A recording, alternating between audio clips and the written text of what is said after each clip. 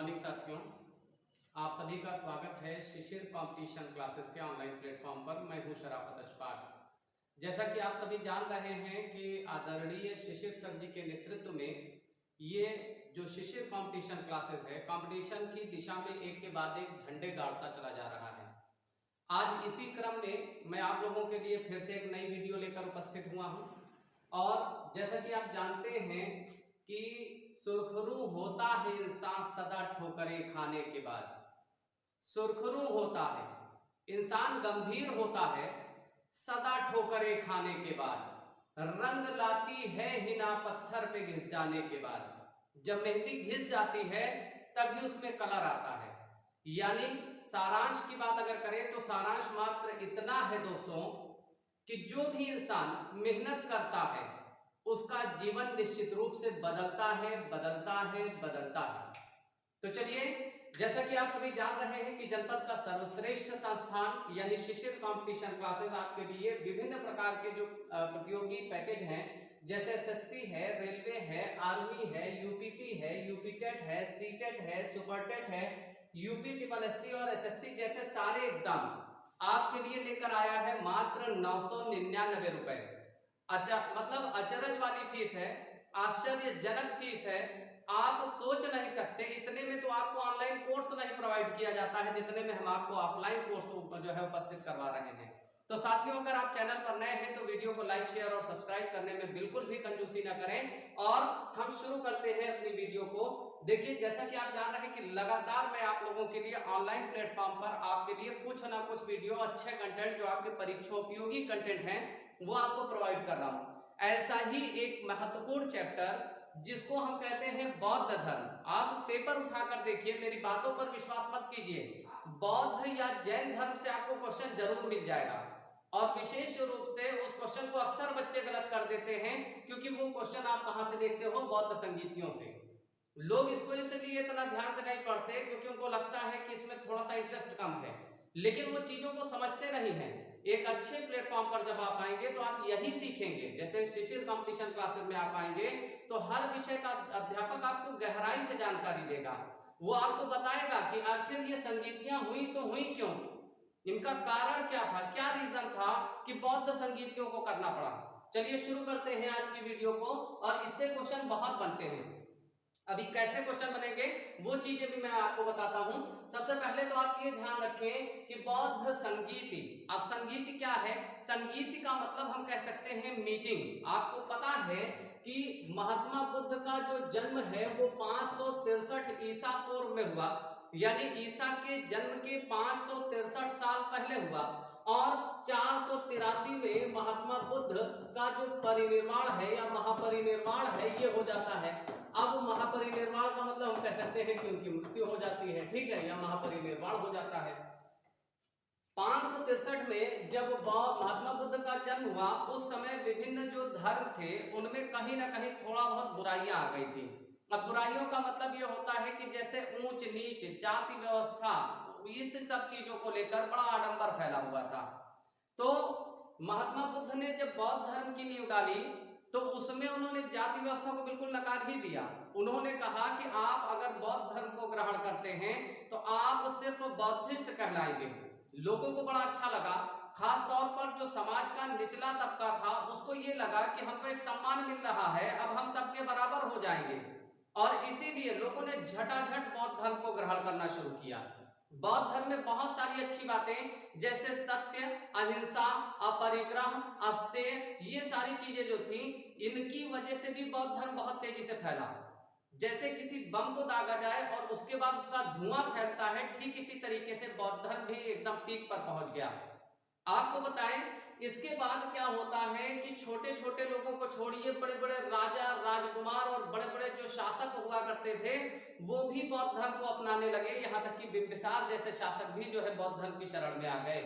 आपको पता है कि अशोक जैसा राजा भी बौद्ध धर्म में विश्वास करने लग गया। तो इसका मतलब ये होता है कि ये धर्म बहुत तेजी से फैला।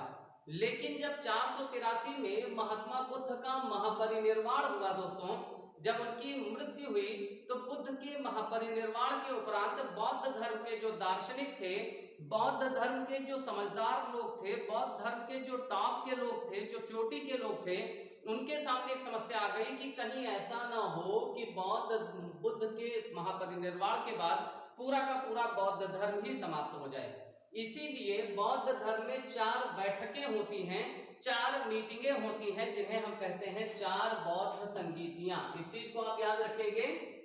अब ध्यान दें, इनमें क्वेश्चन कैसे पूछता है। कभी वो पूछता है कि पहली बौद्ध संगीति यानी पहली मीटिंग कब हुई, कभी ये पूछता है कि पहली मीटिंग का स्थान क्या था। तो यही आपके क्वेश्चन बनते हैं कंपटीशन में, ठीक है। इसको आप लोग ध्यान से समझें। सबसे पहली जो बैठक थी, जो महात्मा बुद्ध के समय में हुई थी, यानी महात्मा बुद्ध के महापरिनिर्वाण के समय में हुई थी, वो 483 में। महात्मा बुद्ध का महापरिनिर्वाण कब हो रहा है, वो भी 483। तो ये ध्यान रखिएगा, बुद्ध के महापरिनिर्वाण के उपरांत बौद्ध धर्म के जो जानकार थे, जो दार्शनिक थे, उन्होंने क्या किया, पहली बौद्ध संगीति का आयोजन किया। और ये जो पहली बौद्ध संगीति है ना दोस्तों, ये आपका कब हुई है, पहली बौद्ध संगीति 483 ईसा पूर्व में हुई है। ये कहां पर हुई थी, तो एक स्थान है जिसे हम कहते हैं राजगीर। राजगीर जो है ये पहाड़ियों से घिरा हुआ था, मगध साम्राज्य की राजधानी थी। और जितने भी महाजनपद काल में जितने भी जो थे वंश, उनमें सबसे शक्तिशाली महाजनपद जो था वो कौन था, मगध था।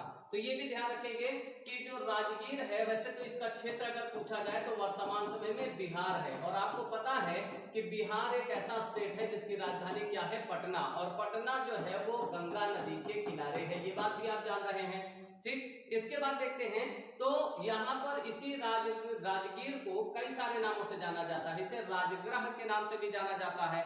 इसी को हम गिरिब्रज भी कहते हैं। यानी ऑप्शन में अगर आपसे आ जाए राजगृह, राजगीर या गिरिब्रज, तो सब एक ही है। तो उस समय क्या हुआ कि पहली बौद्ध संगीति राजगृह, राजगीर या गिरिब्रज में हुई। और ये जो बौद्ध संगीत थी जिनके समय में हुई थी, वो थे अजातशत्रु। यानी अगर राजा पूछा जाए कि कौन सा राजा उस समय राज कर रहा था, तो उस राजा का क्या नाम है, अजातशत्रु। जो अजातशत्रु थे ये हर्यक वंश के राजा थे। वंश भी पूछा जाता है, इसलिए एक एक फैक्ट को मैं बहुत इत्मीनान से आपको बता रहा हूँ, आपको भी उतने ही ध्यान से इन चीजों को सुनना है। तो ये ध्यान रखिएगा, पहली बौद्ध संगीति 483 ईसा पूर्व में राजगीर में। राजगीर कहाँ है, उसी को राजगीर भी कहते हैं, गिरिब्रज भी कहते हैं, राजगृह भी कहते हैं।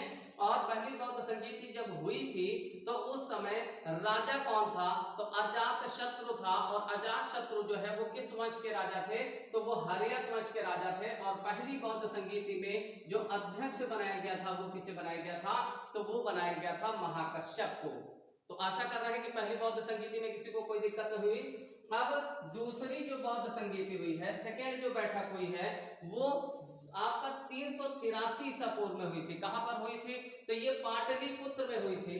सॉरी, तीसरी वाली जो है, दूसरी वाली जो है वो वैशाली में हुई थी। और जो वैशाली है दोस्तों, ये बिहार में है।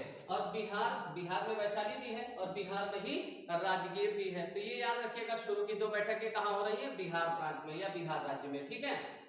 इस समय जो राजा थे वो कौन थे, कालाशोक थे। और कालाशोक अगर पूछा जाए दोस्तों कि किस वंश के राजा थे, तो कालाशोक किस वंश के थे, शिशुनाग वंश के। ये भी आप ध्यान रखेंगे। और जो दूसरी बौद्ध संगीति है उसमें जो अध्यक्ष बनाया गया वो कुछ किताबों में देखिए सर्वकामी मिलता है और कुछ जगहों पर साबक मीर मिलता है।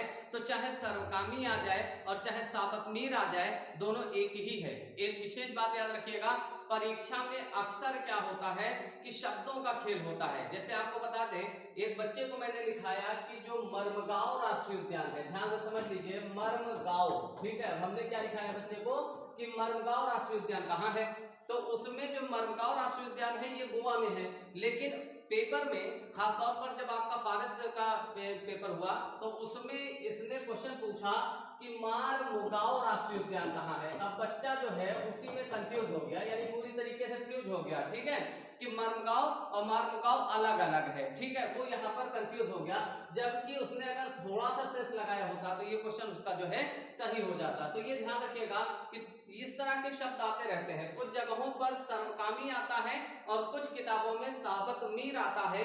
तो आप दोनों ही नाम, एक तरफ सर्वकामी लिख लीजिएगा और दूसरी तरफ ब्रैकेट में आप साबक मीर लिख लीजिएगा। इसके आगे बढ़ते हैं। देखिए जो तीसरी बौद्ध संगीति है ये पाटलिपुत्र में हुई। अब पाटलिपुत्र का ही नया नाम जो है ना दोस्तों वो पटना है। आपको पता है कि पटना में ही जो कह सकते हैं कि पटना जो है वो आपका राजधानी भी है और गंगा नदी के किनारे भी है, ठीक है।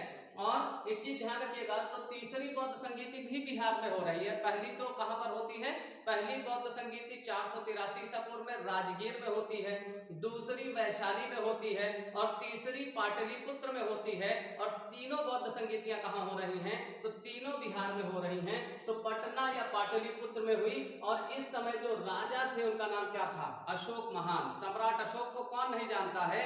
आपको पता है कि सम्राट अशोक ने धम्म का पालन किया, उन्होंने आचरण के नैतिक नियम बनाए और उन्होंने जीवन में कभी भी युद्ध न करने का निर्णय लिया। और कलिंग का युद्ध अपने समय का महायुद्ध या विश्व युद्ध था जो एक तरह से सम्राट अशोक द्वारा लड़ा गया था और इसमें उन्होंने कलिंग को पराजित किया था। जब युद्ध हो गया तो भयंकर चीत्कार हुई, लोगों को रोता बिलखता देखा तो सम्राट अशोक का मन एकदम से व्याकुल हो गया और उन्होंने जीवन में कभी भी हथियार न उठाने की शपथ ली। ठीक उसी तरीके से जैसे शराफत सर यानी मैंने अब कभी भी हथियार न उठाने की शपथ ली है, ठीक है। तो ये ध्यान रखिएगा कि सम्राट अशोक जो है ये मौर्य वंश के राजा थे। और मौर्य वंश के बाद देखिए यहाँ पर जो तीसरी बौद्ध संगीति के जो अध्यक्ष थे उनका नाम है मोगलीपुत्र तिस्स। तो इस चीज को भी आप लोग ध्यान रखेंगे कि तीसरी बौद्ध संगीति का अध्यक्ष कौन था, तो मोगलीपुत्र तिस्स। अब आते हैं चौथी बौद्ध संगीति में। जो चौथी बौद्ध संगीति है ये आपका होती है 72 ईस्वी, यानी अब यहाँ पर ईस्वी में आ गया और ईसा पूर्व से चलता आ रहा है। तो चौथी बौद्ध संगीति 72 ईस्वी या हम कह सकते हैं प्रथम शताब्दी में हुई थी, पहली शताब्दी में हुई थी। और जो तीसरी बौद्ध संगीति है वो कुंडल वन में हुई थी। आप ये ध्यान रखिएगा कि जो कुंडल वन है दोस्तों ये आपका कश्मीर के अंदर है। और इस समय जो राजा थे उनका नाम था कनिष्क, और कनिष्क जो है वो कुषाण वंश के राजा थे। इसके अलावा जो तीसरी बौद्ध संगीति के अध्यक्ष थे वो कौन बनाए गए थे, तो वो अश्वघोष को बनाया गया था। आशा कर रहे हैं कि चारों बौद्ध संगीतियां आपको याद हो गई होंगी। एक बार पूरी बौद्ध संगीति बिना देखे हम लोग रिपीट करते हैं। सबसे पहली बौद्ध संगीति 483 ईसा पूर्व में हुई थी। ये जो है गिरिब्रज राजगीर या राजगृह नामक स्थान पर हुई थी। इसके बाद इसमें यानी पहली बौद्ध संगीति में जो राजा थे उनका नाम था अजातशत्रु जो कि हर्यक वंश के राजा थे। और इसके बाद इस बौद्ध संगीति में जो अध्यक्ष बनाया गया था वो महाकश्यप जी को बनाया गया था। इसके बाद दूसरी बौद्ध संगीति 383 ईसा पूर्व में होती है। दूसरी वाली कहाँ हो रही है, तो दूसरी बौद्ध संगीति आपकी वैशाली में हो रही है। और वैशाली कहाँ है, तो ये भी बिहार में है। और इस समय जो राजा थे दूसरी बौद्ध संगीति में वो कालाशोक थे। कालाशोक जो है वो शिशुनाग वंश के राजा थे। और दूसरी बौद्ध संगीति में जो अध्यक्ष बनाया गया था वो सर्वकामी या साबकमीर को बनाया गया था।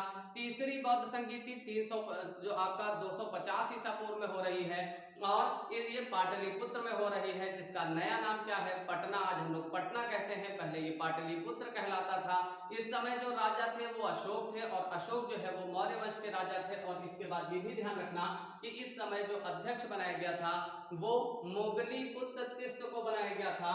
जो चौथी बौद्ध संगीति है वो 72 ईस्वी या प्रथम शताब्दी में हुई थी और ये कुंडल वन में हुई थी। और जो कुंडल वन है वो कश्मीर में है दोस्तों। और इस समय राजा थे कनिष्क और कनिष्क जो थे वो कुषाण वंश के राजा थे। तो आशा कर रहे हैं कि आप लोगों का ये कंटेंट पूरी तरीके से तैयार हो जाएगा और आने वाली जो परीक्षाएं हैं उसमें लगातार आपको इससे क्वेश्चन मिलते रहेंगे।